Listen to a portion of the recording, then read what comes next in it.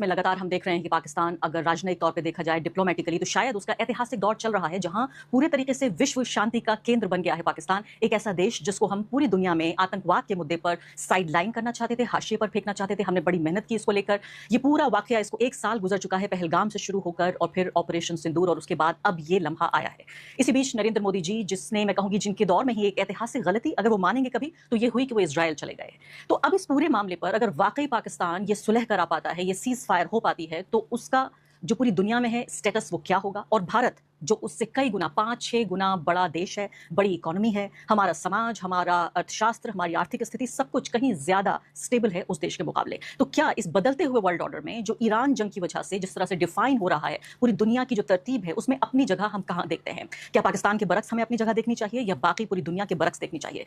इस तमाम मुद्दों पर बातचीत करने के लिए, बहुत मुश्किल सवालों का जवाब देने के लिए मेरे साथ शीतल पी सिंह मौजूद हैं। इनको किसी इंट्रोडक्शन की जरूरत नहीं है, वरिष्ठ पत्रकार हैं, कई सारे पब्लिकेशंस के साथ काम करते रहे हैं और सत्य हिंदी के को फाउंडर हैं। शीतल पी सिंह, मैं कहती हूँ आप तो यूट्यूब की दुनिया के नायक हैं।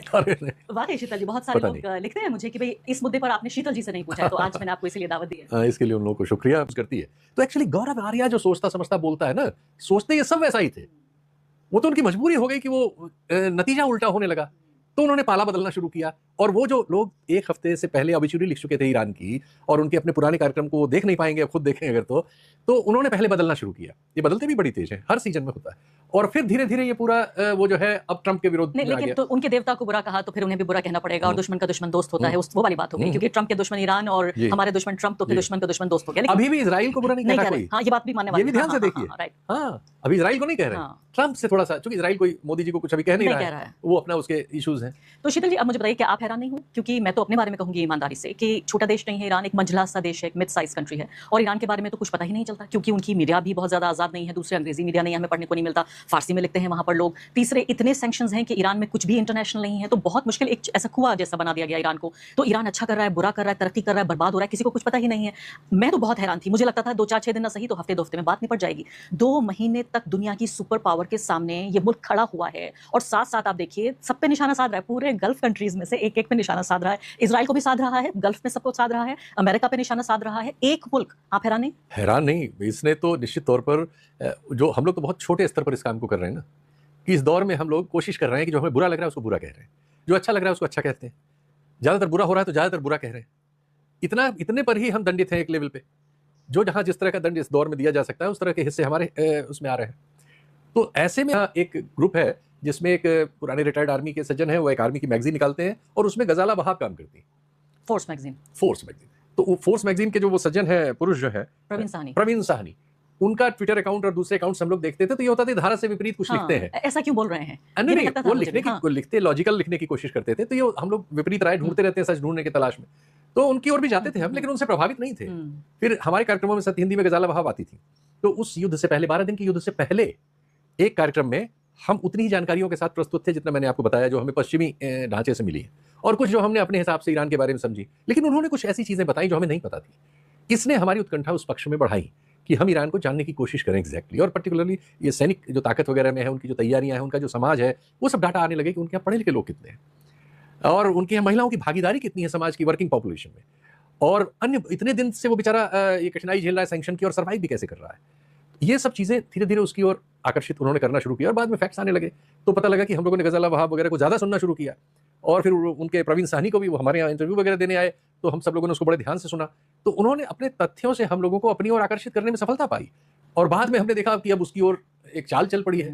और एविडेंस, यानी पहले उन्होंने बात कही और उसके बाद हमें एविडेंस मिल रहा है। मुझे लगता था जब मैं उनसे पिछली वॉर के टाइम पे भी मैं उनसे बात करती थी, प्रवीण साहनी से, और इस दौर में बात की कि कोई दीवाना है ये, इसका क्या, इनका एक अलग ही पॉइंट ऑफ व्यू है। उनसे बड़े मुश्किल सवाल भी मैं पूछती थी कि आप ऐसा क्यों कह रहे हैं, लेकिन मैं हैरान हुई ये कहते हुए कि मैं बिल्कुल गलत थी और पश्चिमी दुनिया, वेस्टर्न मीडिया से पूरी तरह प्रभावित थी, उनके सोर्सेज पूरे बिल्कुल मेरी बात जो है एग्जैक्टली वही बात आप भी कह रही हैं। ये तो देखिए, हम लोग पढ़ते तो हैं इसको, लेकिन हम चाहे या न चाहे, हमको शिकार तो इन्फॉर्मेशन के सोर्स करते हैं, वो जहां से होते हैं। हमें कई बार लगता है हमारी राय, वो हमारी तो कहां होती है।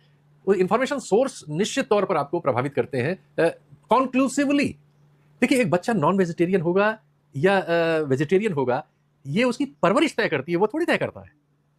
वो जय सूचनाओं से भरी हुई। अब मैं आ जाती हूँ जो चेंजिंग वर्ल्ड ऑर्डर है उसमें पाकिस्तान क्या कर रहा है, भारत क्या कर रहा है, और इस बदलती हुई दुनिया में, और इतनी तेजी से बदलती दुनिया में जो जो दशकों में, सालों में नहीं, हफ्तों में बदल रही है शीतल जी, और ये सबको सरप्राइज कर रही है। और फिर से मैं सलाम करना चाहती हूँ प्रवीण साहनी जी को, जो वो ये बातें कह रहे थे, मुझे लगता था कि ये दीवाना कोई बरगला रहा है, क्या बोल रहा है, और उसी दीवाने की बात एक एक सच हो रही है। तो सबसे पहले तो मुझे बताइए कि क्या आप ये बदलता हुआ वर्ल्ड ऑर्डर देख रहे हैं, जहाँ एक ऐसा देश जो 50 साल से सैंक्शंस के तले दबा हुआ है, जिसका ग्लोबल इकोनॉमी से पूरा डिस्कनेक्ट है, वो समझता भी नहीं है कि शेयर बाजार जो अमेरिका का वॉल स्ट्रीट है या और दूसरा, उससे कोई कनेक्शन नहीं है। तीसरी बात, वहाँ मुल्ला राज है, और चौथी बात, वहाँ औरतों को जबरदस्ती जो है हिजाब पहनाने की जो एक पूरा प्रोपेगेंडा है, जो कि अब नहीं है, सच नहीं है कि अब जबरदस्ती एक है सरकारी डिक्टेट, लेकिन औरतों को हमने देखा है आज़ादी से वहाँ घूमते हुए। एक ऐसा देश दुनिया की सबसे बड़ी पावर को न सिर्फ के चैलेंज करता है, बल्कि मुझे कहते में बिल्कुल झिझक नहीं हो रही है कि उसको हरा दिया है, डिफीट कर दिया है। आप बदलते हुए देख रहे हैं वर्ल्ड ऑर्डर? नहीं, एक्चुअली ऑर्डर बदल रहा था। नेतृत्व रहना अमेरिका की गोद में चाहता है, मजबूरी उसे ब्रिक्स में ले जाती है, लेकिन हम तो वो दिल अध्यक्ष से ब्रिक्स में नहीं है। हम तो अध्यक्ष नहीं, पता नहीं क्या क्या है, लेकिन हमारा दिल ट्रंप साहब के चरणों में सुकून पाता है। वो तो रख नहीं रहे हमारे सिर पर, नहीं तो हम तो चाट लें उनका तलवा। सच्चाई है, बहुत शर्मनाक है, लेकिन ये सच्चाई है। दुख हो रहा है आप जो कह रहे हैं।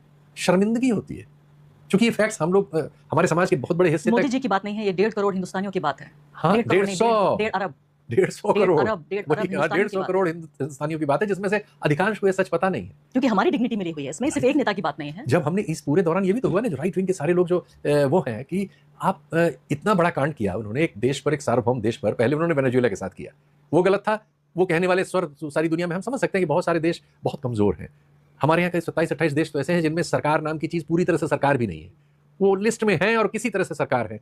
तमाम तरह की यूएन वगैरह की और पश्चिम वगैरह की भेंट और उससे चलते हैं, बहुत कठिनाइयों में है, अराजकता है, मतलब जरूरी चीजें नहीं है उनके पास सरकार होने की। लेकिन इसके बाद 130-35 देश दुनिया में हैं, 40 देश हैं जिनमें थोड़ा बहुत ढांचा है, सरकारें हैं, कायदा कानून है, और वो एक चाल पे चलते हैं। उनमें से अधिकांश आश्रित हैं, और उनको इसीलिए अमेरिका वगैरह अपने पसंद में बुला लेते हैं और कहलवा लेते हैं यूएन में। लेकिन फिर भी 50 देश ऐसे हैं जो अपनी बात अपने मन की राय से कह सकते हैं दुनिया में, और स्क्वीज कर ले तो 30 देश तो कम से कम ऐसे हैं। भारत दुनिया की सबसे बड़ी आबादी का देश है जी। तो ये उम्मीद की जाती है कि हम कम से कम 30 में तो होंगे। इस दौरान हमने अपने को 29 की जगह 120 के नीचे डाल दिया है। तो आप बिल्कुल मानने से इनकार कर रहे हैं कि हम विश्वगुरु नहीं है? अरे हम क्या करेंगे, मुरली मनोहर जोशी जी के मान रहे हैं, मेरी क्या औकात है। मार्गदर्शक मंडल ने कहा है, ये बीजेपी के संघ के मार्गदर्शक मंडल के बोल सकने वाले सबसे उम्रदराज व्यक्तित्व ने, जो पार्टी के अध्यक्ष भी रहे हैं, बहुत बड़े नेता हैं, केंद्रीय मंत्री रहे हैं, उन्होंने कहा है, मेरी क्या औकात। तो फिर हमें जेल नहीं भेजा जाएगा ये कहने के लिए कि भारत विश्वगुरु नहीं है? जेल तो आपको किसी भी बात में भेजा जा सकता है, उससे बचने की कोशिश न करिए, वो संभव नहीं, ना आपके लिए, ना हमारे लिए, ना हमारे जैसे। आपने कहा कि भाई नरेंद्र मोदी ऐसा लगता है कि बिल्कुल इस फिराक में है कि किसी तरह से तलवे चाटना, हालांकि ये अच्छा नहीं लग रहा है इस भाषा का इस्तेमाल होना, लेकिन हटा दीजिएगा आप, लेकिन जो ये मेरे मन से निकल गया, इसको हटा दीजिए। मैं कह रही हूँ कि आसमान अगर काला है तो उसे काला कहना पड़ेगा, अगर काले बादल इसमें, मतलब हम ये तो कह ही सकते हैं कम से कम कि भारत ये पूरी कोशिश कर रहा है अपने अतीत के रिश्तों को भी दांव पे लगा के, अपनी अर्थव्यवस्था को भी एक हद तक रिस्क में डाल के, अपनी आबादी को भी रिस्क में डाल के, कि उसके रिश्ते अमेरिका से बहुत अच्छे हो जाए, और अमेरिका में भी वो हमारा अकेला एम्बेसडर हमेशा रहेगा दुनिया में। लेकिन पाकिस्तान, जिसको हम कहते हैं कि आतंकवाद का प्रायोजक है, टेररिस्ट स्टेट है, उसने वाकई हमारे यहाँ हमले कराए हैं आतंकवादी, और इसका पूरा इतिहास है, कोई एक की बात नहीं है, वो विश्व शांति का केंद्र बन गया है। और बात हो रही है कि इससे अहम कोई मुल्क नहीं है। एक ऐसा देश जिससे अमेरिका बात करता है, एक ऐसा देश जिस पर वेस्ट एशिया पूरा विश्वास करता है, एक ऐसा देश जो कि चीन भी उसके नजदीक है, और एक ऐसा देश जिसकी इकोनॉमी वर्ल्ड बैंक और IMF पर आधारित है, लेकिन वो इतना मजबूत बन रहा है। जो वहाँ शांति प्रक्रिया हो रही है, उसे आप कैसे देखते हैं? देखिए, मौके मिलने की बात होती है। पाकिस्तान को ये मौका मिला, उसने अपने को साबित कर लिया। मौका हमारे पास भी था, लेकिन हमने वो साबित नहीं किया। जब ब्रिक्स में हम गए, ये दुनिया, बदलती दुनिया को देखने समझने का मौका था। ब्रिक्स के जरिए हम ब्रिक्स में होते, भारत उस तरह से होता जैसे ब्रिक्स में होना चाहिए। और आज अगर ब्राजील के समय हमने वो जो पैरेलल करेंसी की बात हो रही थी, डॉलर के अगेंस्ट, वो फैसला होने दिया होता, अगर एक पलड़े पर आज भी रूस, चीन और भारत खड़े हो जाएं, इस तरह के मामलों में, आर्थिक मामलों में एक विचार कर लें, सामरिक मामलों में एक विचार कर लें, कल ये लोग ईरान की जंग को रोक सकते हैं। अच्छा। ये तीन अगर एक लाइन में हो, आज 2/3 दुनिया उस लाइन पे आ जाएगी। सिर्फ इस फैक्ट को भारत ने रोक रखा है, ये मैं बहुत जिम्मेदारी से कह रहा हूं। ये चीज सिर्फ और सिर्फ भारत ने रोक रखी है, और मैंने नहीं। कि ब्राजीलियन कई प्रोफेसर और एक जमाने में उनके सीनियर लीडर कह चुके हैं कि ब्रिक्स में, वो तो ये कह चुके हैं कि ब्रिक्स में भारत जो है यूएस का स्पाई है। यस, हमारी ये इमेज है।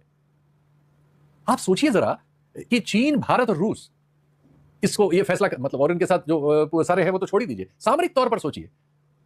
और इससे क्या, पाकिस्तान तो ऑलरेडी चीन का सारा इन्वेस्टमेंट है पाकिस्तान में। चीन से बड़ा, आज ईरान में चीन से बड़ा लीवरेज कोई है?